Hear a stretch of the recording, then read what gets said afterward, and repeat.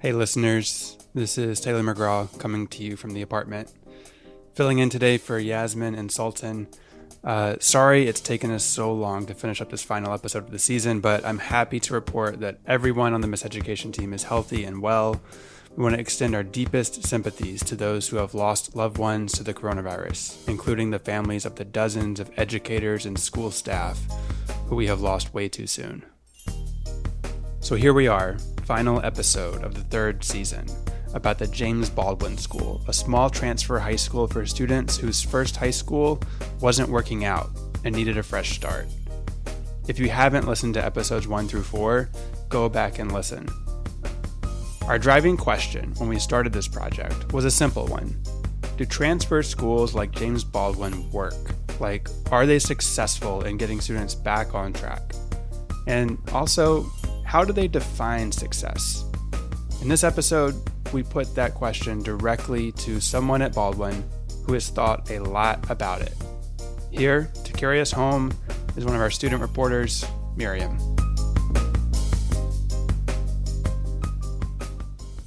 I met Nia on the first day the Miseducation team went to the James Baldwin High School.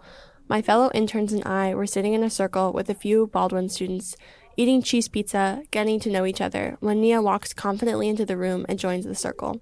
My name is Nia. I went to Francis Lewis High School before I went to Baldwin, but that was so long ago. Let's start with the story of how Nia got to Baldwin. You were unhappy at Francis. I was very unhappy at Francis Lewis. Francis Lewis is a large high school in Fresh Meadows, Queens, and I mean large, like 4,000 students. It just sucked you in. You know how, have you ever felt like you were swimming in a sea of people and you just don't feel like you belong there? I would disappear from school for months at a time and no one would notice that I was gone. Throughout Nia's high school experience, she was in and out of foster care, group homes, and kinship foster care. Looking for a fresh start, Nia found her way to Baldwin and started coming to school more consistently. Like Adriana, Javi, and so many other students we talked to, Nia had a lot of positive things to say about the school. She had this great analogy. It reminds me of that, like, the taffy machine where it's all folding up, it's folding into each other and get kind of just like keeping moving and keep folding, and that's how you stretch taffy. And that's kind of how you stretch your students, is like you fold them into the culture. You just keep folding them in, keep folding them in. And then boom, one day they're just immersed in Baldwin culture and they're doing things on their own and they're so proud of what they've done and what they've accomplished. Nia felt folded into the taffy of Baldwin, which she never felt at her previous school. That strive, that drive, that hunger for my education, Baldwin did that. It really gave me a sense of new life in what education means to me. It took her more than 4 years to finish all of her credits, but she eventually graduated, a triumphant moment after years of struggle. I cried like a baby during my speech. Like, I blubbered. It was a horrible but emotional, charged, and amazing moment for me. All of my teachers knew how important that day was for me, and they definitely knew how hard I worked to get there. But the day I met Nia, a few years after she had graduated, she was unemployed, out of school, and homeless.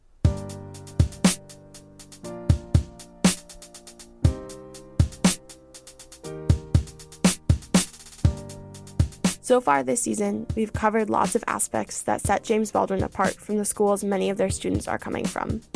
James Baldwin is smaller, there are more counselors and support staff. Students call teachers by their first names and have the freedom to leave the building for lunch. There's no metal detector at the entrance, no uniforms, no homework. The school focuses on restorative practices as opposed to punitive discipline.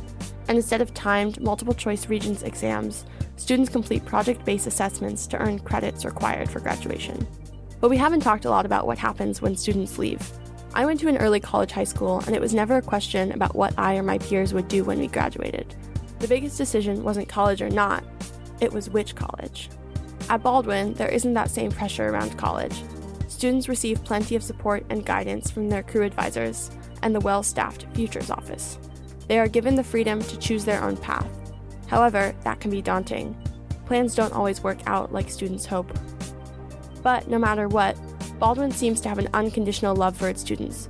The doors are always open for them to come back and receive support. Case in point, Nia. What is it that inspires this fierce devotion? We have a hunch after this short break. I'm Adrian Uribarri, co-founder of The Bell, which produces Miseducation. When Taylor and I started this podcast, our goal was to create a platform for students to tell real stories about how education issues affect them. Our listeners have made that possible, so we want to thank you for your financial support. And if you're listening for the first time, we want to thank you too. If you like what you hear, consider a tax-deductible donation to The Bell. Visit bellvoices.org/donate and tell your friends. Nia's attachment to Baldwin is not unique. Other students we talked to shared very similar sentiments. And when we peeled back the layers of where those feelings come from, all signs pointed towards the principal's office. My name is Brady Smith. I'm principal co-director of the James Baldwin School. Brady Smith is slim and fit with short sandy hair and glasses. He wears plain button-downs, sleeves rolled up, open neck. Never saw this man in a tie. He has been the principal of James Baldwin for about 8 years, though he's quick to remind you that he is a co-director of the school. A veteran faculty member shares that title with him. Before we talk about Brady's leadership philosophy and its influence on Baldwin, I want to give you Brady's backstory. One, because he's a really interesting guy. I mean, clearly I was a screw-up. Like I got the degree, but if I hadn't fallen in love and had a kid, I might still be playing music and pounding nails. I have many friends who are. And two, because it helps explain a lot about the school he now leads. Brady grew up in Seattle, Washington, and went to a private school that his mom worked at. But when private school became too expensive, he switched to a public high school. The public high school I went to in Northeast Seattle, Roosevelt High School, I didn't know people. I didn't really mix and mingle that much. I think that the segregation continued in the school, but I also thought the school was far more diverse than where I'd come from before. Now I think it's, terribly segregated and troubling, my experience when I look back on it. After high school, Brady enrolled at the University of Washington. I took most of a year there, but in order to get by, I was working full-time. So I was trying to manage a full class load and a full-time job in a restaurant and paying my rent. I lived off campus, and I dropped out about halfway through the second term. Eventually, Brady decided to go back to college, this time at the Evergreen State College in Olympia, Washington, which is a experimental school. It's ungraded, so narrative evaluation. It's interdisciplinary coursework. Many similarities to what we do at Baldwin. Very familiar. Baldwin's very familiar to my own personal experience in college. After undergrad, Brady went on to pursue a master's degree in teaching. I was given two options for student teaching back in 1989. And one was to teach at a sort of suburban, like a sprawling campus. This was on the sort of outskirts of the Portland city limits. The socioeconomic status was pretty high, predominantly white, like huge rolling fields and, baseball separate from football, like just a true suburban experience. And the other option was a inner city, 96% African American in the heart of the hood, at the time, which was, again, a very segregated city. And I chose that one without, again, having much of a mission. It was really just a gut feeling. It felt like, on the one hand, it was like these wet logs that the teachers were trying to light a fire, these suburban kids who were just sort of like, ho-humming their way through high school, or the alternate being like a bunch of kindling that was, like gonna go any minute. And that was very exciting to me.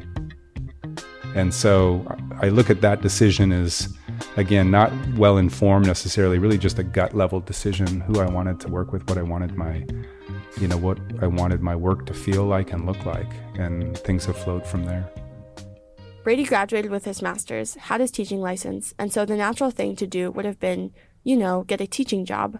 But that would have been too conventional. Instead, he went to work in a small construction firm and was starting at the bottom. I was digging ditches and cleaning up after everyone had done all the building. And I did that for off and on for 7 years and worked my way up into carpentry and was playing music, and it was the gig economy. So for 7 years I had a master's degree to teach, and was basically doing everything off the grid. During those years, Brady occasionally worked as a substitute teacher and was a key member of a band called Hazel that emerged out of the Seattle grunge scene.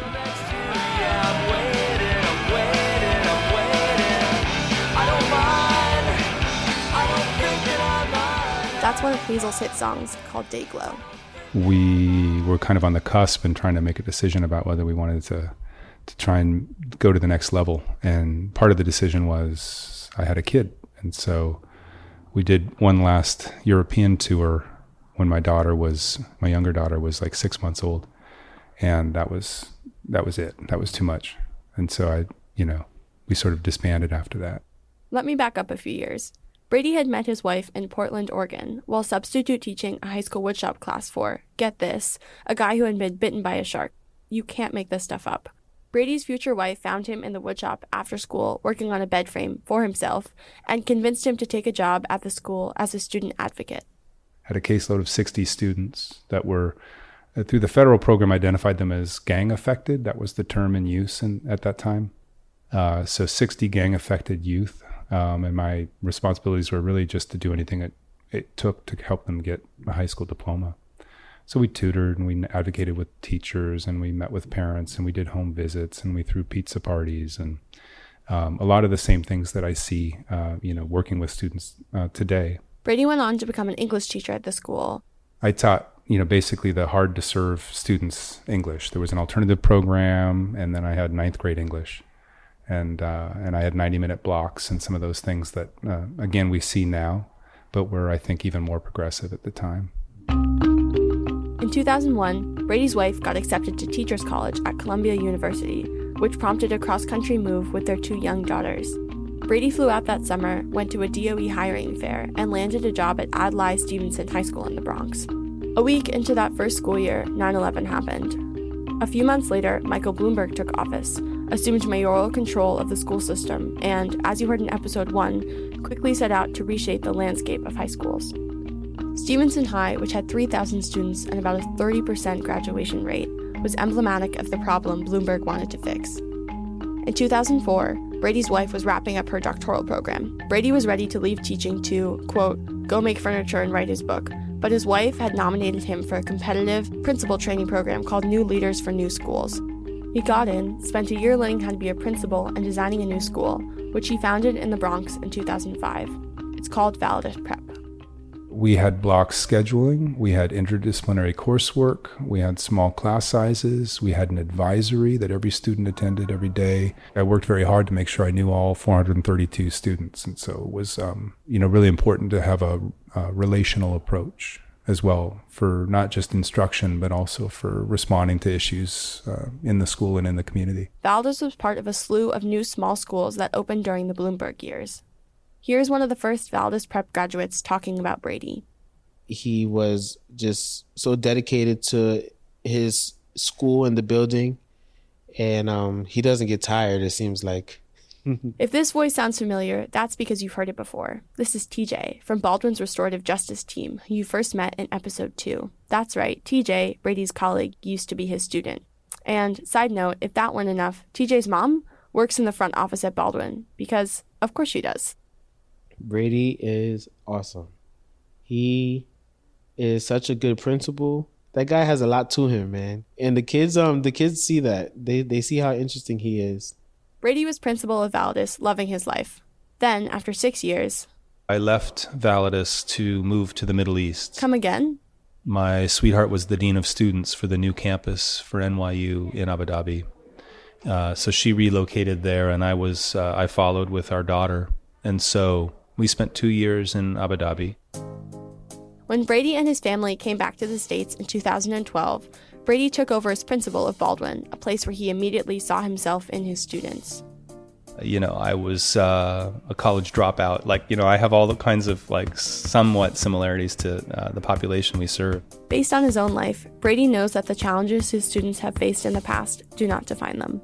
If it's a Venn diagram, each circle representing attributes of a student in a transfer high school, the word in the overlap is brilliant. Like, that is something that I see, and I mean that in many different ways that word can be defined. Just bright lights, super smart, passionate, and so, all those other words in the circles that don't overlap can be challenges that they face. And I think that's the way a lot of the world sees students that drop out or transfer or end up, in not graduating from a traditional high school. And I think what those of us who work in transfer schools see to a student is their brilliance. Listening to Brady describe his students helps explain why someone like Nia is so devoted to the school. But it's not just Brady. So many of the adults at Baldwin seem to have close relationships with the students. That's not an accident. My producer Taylor has an anecdote about Brady that describes how much emphasis he places on building a staff that cares as much about the students as he does.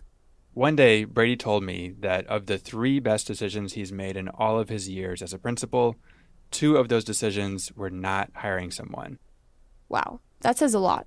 Exactly. So, wait, what was his 3rd best decision? Well, I probably should have asked him that in the moment, but it didn't occur to me. However, when I went back to the school, I did bring it up. Well, I don't know if it's not something I necessarily quantify. I definitely, use that to emphasize how hiring is important, and that means not hiring when it's not the right fit. But I think like the 3rd would be sort of an aggregate of leading with trust. It's a lot of little decisions. It's a lot of little moments where if adults in a school community trust each other and trust the youth that they're working with and lead with that trust. Don't assume that young people are going to be not trustworthy or going to make decisions that are not in the best interest of themselves and the community. And it affects so many decisions from asking students to hang jackets up in the center hall instead of giving them lockers. A lot of schools, sort of operate from a risk-averse perspective and try and create policies that limit the opportunity for students to make mistakes. And I think what you also limit when you do that is you limit their ability to trust adults and to have agency. And so there's a tension there, and I've always tried to err on the side of trust. This makes sense. We've noticed this from day one at Baldwin. Just think about the trust involved in allowing a podcast team into your school to talk to whoever we want. When we first met Nia, Adriana, and the other Baldwin students, Brady was not in the room. He wasn't in the room during any of the interviews we did with the students. Some days when we came, I'm not even sure Brady knew we were there. That is some serious trust. But it does raise the question, do students sometimes have too much freedom? What happens when a student stops showing up to school, drops out, doesn't finish? How does Brady grapple with that? Yeah, it's taken a while to come to this place, but where I've come to is sort of thinking about success in a more broad definition. In 2005 and in the years following that, during the Bloomberg administration in particular, there was such an emphasis on college for all. And I saw value in that, working in District 9 in the Bronx, the poorest congressional district in the United States, but increasingly working with a population that may not be so motivated to attend college. I've seen other measures of success, career, trade school, apprenticeships, even going to work and bringing home a wage that is a living wage, is an honorable decision as long as it's an active decision. We had a career day a year ago, and 2 of the alum that came back had not graduated, but they had spent enough time here to feel connected. And that was really powerful for me to see students who, they may not have walked the stage and received a diploma, but they still felt connected enough to come back, and they still felt proud enough of what they were doing to share with other students. Throughout this season, you've heard us say that transfer schools have a lot to teach us about the rest of the school system. So we thought we'd pose that question to Brady. What does he think transfer schools teach us about the rest of the system? Wow. I think number one, the first thing that comes to mind is that the work is incredibly relational. There's just no way around it. And that means you have to engage emotion. You have to, like I've said, lead with trust and love. You have to keep at it. You have to be consistent. I think those are all things we strive for at Baldwin. I think we talk and think a lot about the purpose of education, and one of the ways we frame that in our staff conversations is, are we trying to prepare students for the world as it is, or for the world as we all want it to be? And that's a really powerful guiding question to conversations, not only with other educators, but with our students as well. We want to transform our society by creating graduates that are powerful agents for change and visionaries, and can see how it could be and want to work toward that.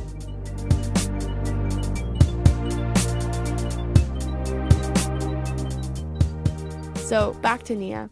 In that first interview, I asked her how she heard about the Miseducation team coming in.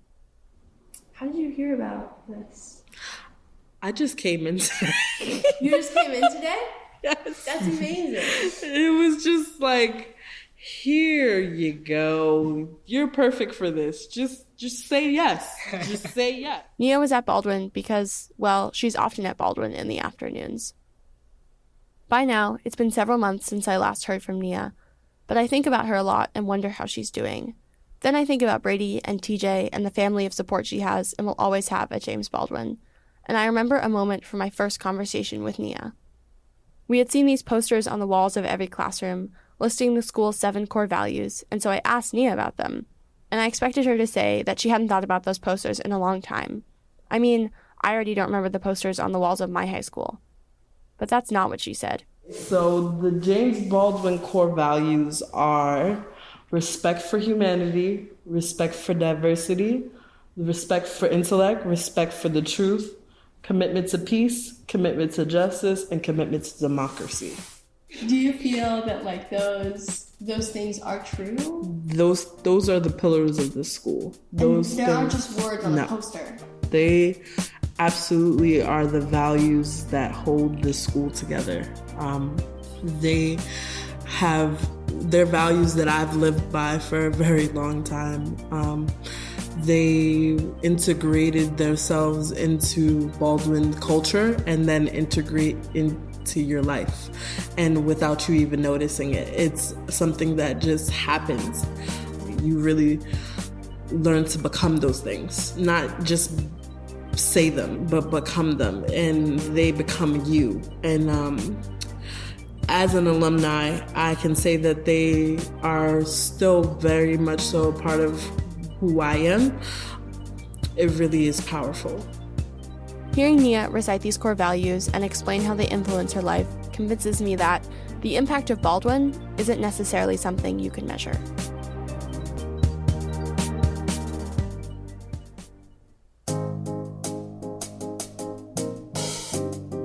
So this is it, the end of Miseducation Season 3, but before we sign off, I have a few things to say. Number 1, this might not actually be the end. We've collected so much more amazing material that it would be a shame not to share it. So be patient with us, but know that there may be a few more surprises from Baldwin coming your way. And number 2, last year while reporting this series, we sent a Freedom of Information request to the New York City Department of Education to get a comprehensive view of who attends transfer schools and which schools they transfer from. And I'm happy to report we got the data. We've made it available on this episode's page at our website, bellvoices.org/podcast, and we welcome you to dig through it. For now, I want to pull out a few important highlights. Last school year, there were nearly 4,400 students in transfer high schools, but some groups of students were overrepresented. Citywide, about 17% of high school students have a learning disability. At transfer schools, it's 27%. Hispanic and Black students account for about 2/3 of public school students overall, but nearly 90% of transfer school students. Black students are the most overrepresented racial group. They are 4.5 times likelier than Asian or white students to attend transfer high schools. Transfer school students are also more likely to come from economically disadvantaged backgrounds and are slightly more likely to be male than female. These are just snapshots, but they give us important information about the students whose needs are not being adequately met in traditional public high schools. And we hope that the stories we've shared from James Baldwin have given the NYC DOE some ideas for how to ensure that our most vulnerable students are better served. Before we go, we have so many people to thank, starting with our stellar team of student reporters who put this season together start to finish. Asha Khan, Zoe Markman, Yasmin Chokrain, Miriam Inton-Bell, Mohammed Mahi, Catherine Sanchez, Sultan Martins, and Maria de los Santos. Next, we want to thank our partners at the Hechinger Report, Liz Willen, Sarah Garland, Meredith Kolodner, Jennifer Shaw. From the NYC DOE, thank you to Tim Lassant, Miranda Barba, Kenyatta Reed, and Laura Harding. From Good Shepherd Services, big thanks to Paulette Lamonaco and Rachel Forsyth. From Peer Connect, thank you to Tyler Brewster. Thanks to Stephanie Gueda for sharing your story with us. Thank you MJ, Zion, and Erica from City as School. And of course, a huge thank you to so many students from the James Baldwin School. Javi, Adriana, Ayana, Nia, Sivan, Brandon, Desire, Egypt, Bree, Naomi, Josh, Bryant, Stanley. I'm sure we left some of you out. You're all brilliant, and we wish you all the best in whatever your future brings. Thanks also to the entire staff at the James Baldwin School for letting us into your home. That long, joy-filled hallway on the third floor of the Bayard Rustin Educational Complex. Particular thanks to Thaddeus T.J. McFarlane and Brady Smith. Miseducation is made possible by support from the Summerfield Foundation and the Pinkerton Foundation. Special shout-outs to Laurel Dumont and Erickson Blakeney. This episode was written and reported by Miriam Inton-Bell with help from me, Taylor McGraw. Follow Miseducation on Twitter, Facebook, Instagram at MiseducationPod. Subscribe on your favorite podcast app. And if you like what we're doing, leave us a nice rating and tell a friend to check out the show. We'll be back soon with some brand new content from a new team of student reporters who are cooking up some amazing stories from lockdown. Stay safe, listen to podcasts, and as always, stay educated. Hey.